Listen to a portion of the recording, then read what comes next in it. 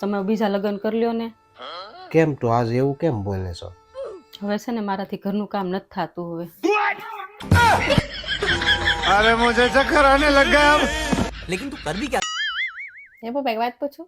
હા પૂછ ને બેટા. તમારા મમ્મીને લગ્ન પેલા નહોતા મળ્યા? મેળો છો ને બેટા? તોય લઈ આવ્યા.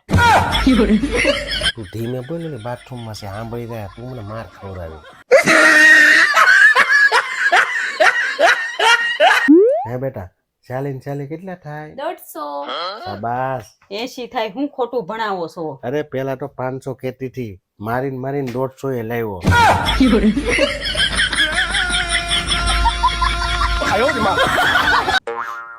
હું તને શું કહું? હા બોલો. મારે એટલી મહેનત કરવી છે ને, એક દી પ્રગતિના પંથે પગવું છે. અત્યારે ટિફિન થઈ ગયું છે, કારખાને પહોંચો જાઓ.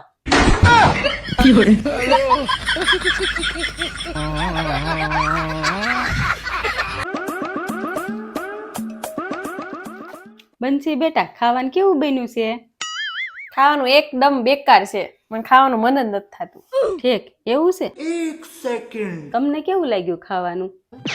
અરે ખાવાનું એક નંબર છે, કાંઈ ઘટે નહીં. પણ બંસી તો એમ કહે છે ખાવાનું જરાય નથી સારું બન્યું. એમાં એવું છે ને કે એ હજી નાની છે, હજી એને બરાબર ખોટું બોલતા ન આવડે.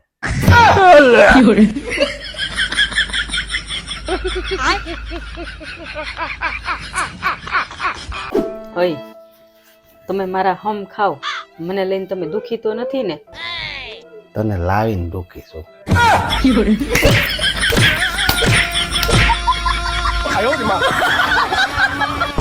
મમ્મી, હા, મારી બધી બેનપણી રમવા આવે છે, મારા જેટલા રમકડા છે ને બધા હંતાડી દે. એટલે તારી બધી બેનપણી ચોરપટીયું છે?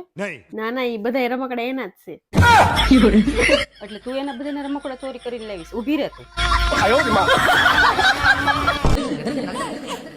ઓય, હું તમને શું કહું, હું ડ્રેસમાં હારી લાગુ કે હાડીમાં હારી લાગુ? તું છે ને રહોડામાં જ હારી લાગ.